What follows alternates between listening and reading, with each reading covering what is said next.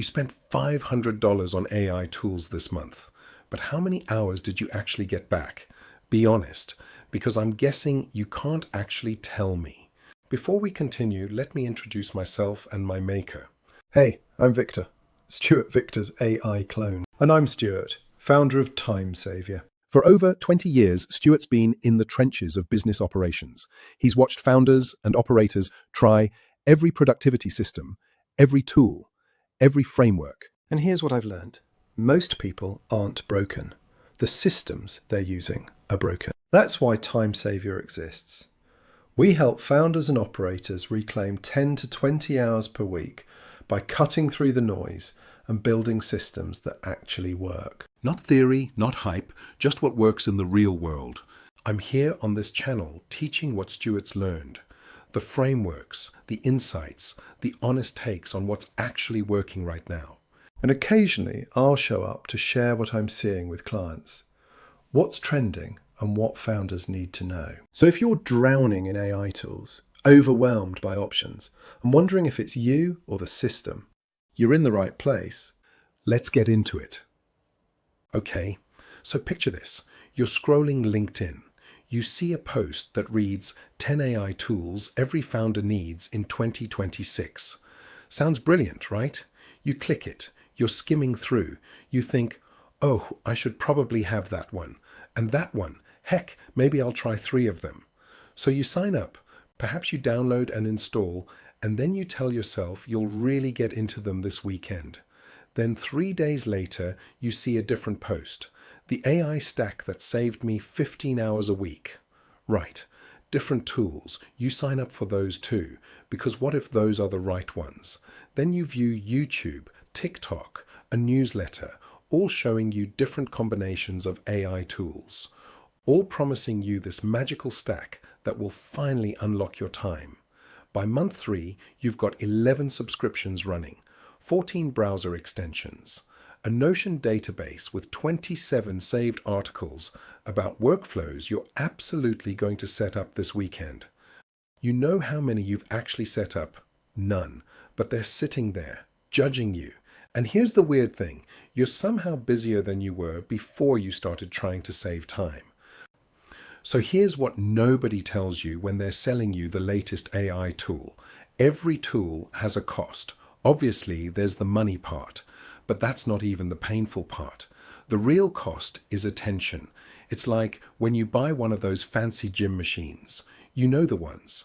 They're sitting in someone's garage right now, definitely getting used, definitely not just gathering dust and broken dreams.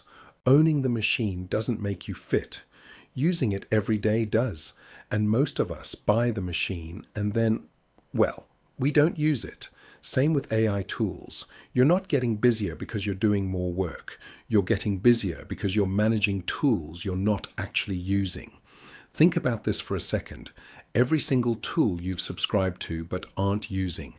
That's a tiny weight on your brain. Subconsciously, you are asking yourself, should I cancel that? Will I regret it? What if I need it later? Am I wasting money? Should I at least try to set it up properly? That's known as cognitive load. That's also known as decision fatigue. And it compounds. You're not drowning in work. You're drowning in options. And there's a difference. It's like having 15 half-finished books on your nightstand. Every time you look at it, you feel a little bit guilty, a little bit behind, like you should be reading something, using something, just being more productive somehow. That's not productivity. That's pure shame dressed up in monthly invoices. So I do this thing with clients. It costs nothing and it takes like an afternoon. I call it the tool purge, and the clue is in the name. Basically, I just ask them the following. Look at everything you're paying for right now. Everything. AI tools, SaaS subscriptions, extensions, all of it. And answer me one honest question. Have you used this in the last 2 weeks? Not, could you use it? Not, you meant to use it. Actually used it. The answers are always revealing. I had a founder, brilliant person, serious business. She was paying for 11 AI tools. 11. You know how many she was actually using? 3. Not because the other 8 were bad tools. They were fine, perfectly good tools. She just wasn't using them. And here's the thing that got to her when we looked at the data. Every single one of those unused tools was a tiny failure in her head. I should be using this. I paid for this. I really should set it up properly. Everyone else seems to be using it. Am I falling behind? That's cognitive load. That's the invisible tax on your mental energy. And it all adds up. So last month, I deleted 3 tools from my own stack. Not because they were rubbish. They worked fine. Not because they were expensive. 2 of them were free. I deleted them because they were costing me something way more valuable than money. They were costing me attention and my time. And once I deleted them, something weird happened. I didn't miss them at all. I just noticed I had more mental space. So here's what I think most of us get wrong. We ask, which AI tools should I be using? And that's the wrong question entirely. The right question is way simpler. Does this tool actually earn its place in how I work? Not, is this a good tool? Not, is everyone else using this? But am I measurably better off because this tool exists in my life? That's it. That's the filter. Because here's the thing. A tool can be brilliant and still not be right for you. Your workflow is unique. Your constraints are unique. The way your brain works is unique. So the best AI tool for someone else might be completely useless for you. And that's fine. That's actually good news. I still use ChatGPT. I use Notion sometimes. A few others when they're worth it. But the bar is simple. Does this actually save me time, or does it just feel like it should? And those are 2 very different things, because feeling productive and being productive are not the same thing, not even close. So what Stuart just described, that's the pattern. We're all trying to fix something by adding more stuff, more tools, more systems, more subscriptions, when actually the thing that needs fixing is the foundation. And here's the brutal part. If your workflow is broken, automating it doesn't fix it.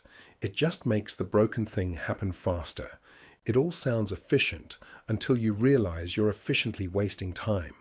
So before you sign up for tool number 12, before you add another subscription to your credit card, ask yourself, do I actually know what problem this tool is solving for me? Or am I just hoping it solves something? Because hope is not a strategy. Hope is how you end up with 11 subscriptions and 0 hours back. So here's what I want you to do this week. Open your subscriptions, all of them. Every AI tool, every SaaS platform, every browser extension you've ever installed and forgot about. And ask yourself, have I used this in the last 2 weeks? If the answer is no, pause it or cancel it. I'm serious. You can always resubscribe later if you actually miss it. Spoiler alert, you won't, because most of these tools are like gym memberships. You keep paying because you think you should use them, not because you actually do. And if you want to go deeper, figure out which of your tools are actually saving you time versus which are just living in your brain like tiny guilty ghosts. We built something for that. It's the Time Savior Diagnostic. Free, takes about 8 minutes, shows you where your time's actually leaking, not just your tools, but everything. Look out for the link in the description below this video. If this landed for you, if you're sitting there recognizing yourself in this, the tool guilt, the subscription fatigue, the feeling that you should be doing more with your tools, hit the like button. Share this with a founder who's drowning in the same noise. They need to hear this, because this isn't about being smarter or more productive or having better discipline in your daily routine. It's just about being honest with yourself. Simple systems that actually work always beat complex systems that need babysitting every single time. Subscribe if you're tired of the productivity theater. More videos coming that are actually real. And take that diagnostic. Let's figure out where your time's actually going. Thanks for watching. See you in the next one.